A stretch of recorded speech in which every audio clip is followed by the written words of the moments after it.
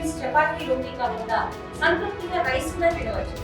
Doctor rice, sugar free rice, doctor rice, diabetic rice, sugar పెంచని బియ్యం, doctor rice. Chandrababu, Lokesh గార్ల కక్ష సాధింపు రాజకీయాలు రాష్ట్రంలో అరాచకమైనటువంటి పరిస్థితుల వైపు పూర్తిగా నెట్టబడుతున్నాయి. ఈ రోజున రాజంపేట పార్లమెంటు సభ్యుడు, వైఎస్ఆర్ కాంగ్రెస్ పార్టీలో అత్యంత కీలకమైనటువంటి నేత, జగన్మోహన్ రెడ్డి గారికి ఎంతో ఆప్తుడు అయిన మిథున్ రెడ్డిని పోలీసు వాళ్ళు అరెస్టు చేసేటువంటి క్రమంలో దాని వెనుక ఉన్నటువంటి తెలుగుదేశం కూటమి యొక్క కుట్ర ఎంత దారుణమంటే, ఆ మద్యం స్కామ్తో ఏ రకమైనటువంటి సంబంధము మిథున్ రెడ్డికి లేకపోయినా, మిథున్ రెడ్డి పాత్ర ఇసుమంతా కూడా కనుగొనలేకపోయినా, కక్ష కట్టి జగన్మోహన్ రెడ్డి గారికి ఆత్మీయుడు కనుక ఈయనను ఒక ముద్దాయిగా ప్రకటించి మిథున్ రెడ్డిని అరెస్టు చేస్తే జగన్మోహన్ రెడ్డి గారి యొక్క ప్రతిష్టను దెబ్బతీయచ్చు అన్న కారణంగా ఈ రోజున ఈ రకమైన బరితెగింపుకు తెలుగుదేశం ప్రభుత్వం బనాయిస్తున్నది, ఈ రకమైనటువంటి కుట్ర చేస్తున్నది, ఇంత దారుణానికి ఒడిగట్టుతున్నది. తనను నిన్నటి వరకు మొన్నటి వరకు ముద్దాయిగా కూడా చేర్చలేదు. ఈ కేసు పూర్తిగా చాలా బలహీనమైనటువంటి కేసని, ఇందులో ఇప్పటి వరకు అరెస్ట్ అయినటువంటి వాళ్లకు ఇసుమంత పాత్ర కూడా లేదని, వైఎస్ఆర్ కాంగ్రెస్ పార్టీ హయాంలో ఓ మద్యం కుంభకోణం జరిగింది అని వీళ్లే ఒక పెద్ద కల్పిత కథ, ఒక ఫిక్షన్ స్టోరీని తయారు చేసి తద్వారా కొన్ని వేల కోట్ల రూపాయలు ఎన్నికల్లో ఖర్చు పెట్టడానికి ఆ డబ్బంతా వినియోగించారు అనే ఒక కారణం చూపుతూ, ఎక్కడ ఇంతవరకు డబ్బులు దొరకకపోయినా ఆ డబ్బు ఒకవేళ దొరికిన డబ్బులన్నీ కూడా మద్యానికి సంబంధించినటువంటి డబ్బులని ఎవరివో దొరికితే దానికి అంటగట్టి ఈ కేసును చాలా బలంగా తయారు చేసి వీళ్ళనందరినీ కూడా జైళ్లకు పంపాలా అన్నటువంటి క్రమంలో భాగంగా ఈ రోజున మిథున్ రెడ్డిని అరెస్టు చేసేటువంటి కార్యక్రమం జరుగుతున్నది. దీన్ని తీవ్రంగా ఖండిస్తున్నాం. కేవలం పార్టీలో చాలా కీలకమైనటువంటి వ్యక్తి కనుక, జగన్మోహన్ రెడ్డి గారికి చాలా ఆత్మీయుడు కనుక, ఆ ఒక్క కారణంగానే ఈ రోజున మిథున్ రెడ్డి మీద ఇంత తీవ్రమైనటువంటి ఆరోపణలు మోపి ఆయన్ను జైలుకు పంపించేటువంటి కార్యక్రమాలు చేస్తున్నారు.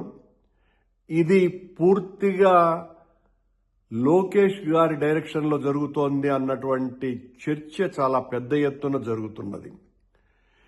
ఈ రకంగా వైఎస్ఆర్ కాంగ్రెస్ పార్టీ హయాంలో మీకేదో చిన్న బాధ జరిగిందని, ఆ బాధకు ప్రతీకారంగా కొన్ని వేల రెట్లు ఎక్కువగా ఈ రోజున లోకేష్ గారు, ఆయన అనుయాయులు రాష్ట్రమంతా ప్రతి నియోజకవర్గంలోనూ పదుల సంఖ్యలో వైఎస్ఆర్ కాంగ్రెస్ పార్టీ కార్యకర్తల మీద కేసులు పెట్టడము, కొట్టడము, హింసాయుత చర్యలు చేపట్టడము, చాలా పెద్ద పెద్ద స్కామ్లు జరిగినాయి అని చాలా పెద్ద మంది నేతల్ని కూడా అరెస్టులు చేయటము, రోజు కూడా ఒక బీతావహ పరిస్థితి, ఒక బీభత్సమైనటువంటి స్థితికి రాష్ట్రాన్ని తీసుకొని రావటం జరిగింది.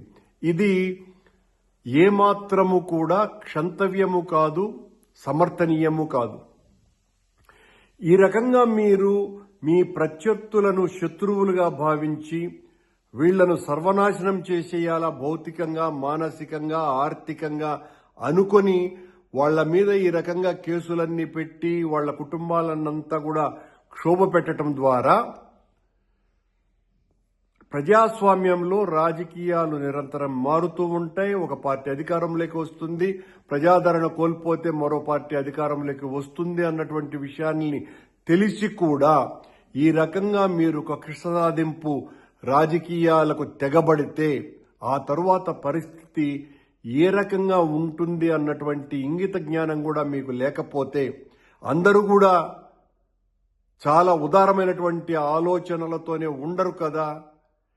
మా మీద దెబ్బతీశారు, మమ్మల్ని చాలా తీవ్రంగా హింసించినారు, మానసికంగా, ఆర్థికంగా, సామాజికంగా మమ్మల్ని అందరినీ కూడా ఇంత అవమాన పాలు చేశారు అన్నటువంటి వాళ్ళు అధికారంలోకి రేపు వచ్చిన తర్వాత లోకేష్ గారు ఏ రకమైనటువంటి పరిస్థితులు ఉంటాయి? మీరు చేసిందే కదా, నీవు నేర్పిందే కదా నీరజాక్షానని ఆ రోజున వాళ్ళు మరో రకమైనటువంటి ఆలోచనలు చేసినప్పుడు ఏ రకంగా ఉంటుంది పరిస్థితి? ఇది చాలా తప్పిదం లోకేష్ గారు ఇలాంటి చర్యలు చేపట్టడం అన్నది. మీరు ఒక మంచి ప్రభుత్వంగా మీరే హామీలైతే ఇచ్చారో ఆ హామీలన్నింటినీ కూడా నెరవేర్చి ఆ సూపర్ 6 పథకాలతో సహా 143 వాగ్దానాలు నెరవేర్చే క్రమం చేసి ఉంటే ఖచ్చితంగా ప్రజలు మిమ్మల్ని ఆదరిస్తారు. మీరు ఏ ఒక్క హామీని కూడా ఎన్నికల్లో ఇచ్చినటువంటిది నెరవేర్చకపోగా ఈ రకంగా ప్రతీకార చర్యలకు దిగుతూ ప్రతి ఒక్కరి మీద నిర్బంధాన్ని ప్రయోగిస్తూ దారుణంగా అందరి మీద కేసులు పెట్టి జైళ్లలోకి నెట్టి వ్యక్తిగతంగా వాళ్ళందరి మీద కూడా భౌతికమైనటువంటి దాడులు చేయటము, దీని వలన మరింత పలుచునైపోతారు, బలహీనమైపోతుంది మీ పార్టీ. తద్వారా మీరు 100% అధికారాన్ని కోల్పోతారు అన్న చిన్న లాజిక్ను కూడా మీరు అర్థం చేసుకోకుండా ఈ రోజున మొత్తం తెలుగుదేశం అంతా కూడా, అంటే ఆంధ్ర రాష్ట్రం అంతా కూడా అందరికీ తెలిసినటువంటి మిథున్ రెడ్డి మీద ఈ తప్పుడు కేసు బనాయించటం వలన మొత్తం వైఎస్ఆర్ కాంగ్రెస్ పార్టీ అంతా కూడా దీన్ని గమనిస్తున్నది. పార్టీనే కాదు, ప్రజలందరూ కూడా గమనిస్తున్నారు. మీరు ఈ కేసులు ఏ రకంగా పెడుతున్నారు, జగన్మోహన్ రెడ్డి గారి పర్యటనలను ఏ రకంగా అడ్డుకుంటున్నారు, ఆయన్ను కూడా నిర్బంధించాలని చూస్తున్నారు అన్నటువంటి విషయాలు, ఇవన్నీ కూడా ప్రతి ఒక్కటి కూడా లెక్కలు రాసుకుంటున్నారు అన్నటువంటి విషయాన్ని మీరు తెలుసుకోవాల్సినటువంటి అవసరం ఉన్నది. ఈ కేసులో మిథున్ రెడ్డి పాత్ర ఈషన్ మాత్రము లేదు అన్నటువంటి విషయం ఆయన చెప్పటమే కాదు, అందరికీ తెలిసినటువంటి విషయం. కానీ మీరు అతిపెద్ద నేరం ఆయన మీద మోపి ఈ రోజున జైలుకు పంపించే కార్యక్రమం చేస్తున్నారు. ఇంతకు పూర్వమే ధనంజయ రెడ్డి గారిని, కృష్ణమోహన్ రెడ్డి గారిని, చెవిరెడ్డి భాస్కర్ రెడ్డిని, ఇలాంటి వాళ్ళని అందరినీ కూడా ఆ కేసులో ఏ రకమైనటువంటి ప్రమేయము లేనటువంటి వాళ్ళని అందరినీ కూడా జైలులోకి పంపించి దాదాపు 2 నెలలకు పైగా అయ్యింది. ఇది మీకు ఆనందం కలిగించవచ్చును ప్రస్తుతానికి, కానీ ఆ తర్వాత వేదన, రోదన, క్షోభ మిగిల్చేటువంటి రోజు వస్తుంది అన్నటువంటి సంగతిని మర్చిపోకండి. ప్రజాస్వామ్య రాజకీయాలలో చాలా హుందాగా మనం ప్రవర్తించవలసినటువంటి అవసరం ఉన్నది. మనం భూస్వామ్య రాజకీయాలలో లేము, రాచరిక కాలము నాటి రోజులలో లేము. మనకు నచ్చినటువంటి వాడి తల నరకటమో లేకపోతే వాడికి తీవ్రమైనటువంటి శిక్షలు మనకు మనమే వెయ్యటమో, అదే పద్ధతిలో ఈ రోజున పోలీసు వారిని, మీకు కావలసినటువంటి దర్యాప్తు సంస్థల్ని వాడుకొని వీళ్ళనందరినీ కూడా జైళ్లలోకి నెట్టితే భవిష్యత్తు పూర్తిగా తిరగబడుతుంది అన్నటువంటి విషయాన్ని గ్రహించవలసిందిగా కోరుతున్నా. తెలుగులో న్యూస్ కి ఫాస్టెస్ట్ యాప్ ఇప్పుడు టోటల్లీ న్యూ అవతార్లో జస్ట్ 5 సెకండ్స్ లో కంప్లీట్ న్యూస్, సోషల్ మీడియాలో ట్రెండ్స్ కి one stop solution, live TV app, voice search option తో ఇప్పుడే డౌన్లోడ్ చేయండి లేదా అప్డేట్ అయిపోండి. యాప్ లింక్ డిస్క్రిప్షన్ లో ఉంది.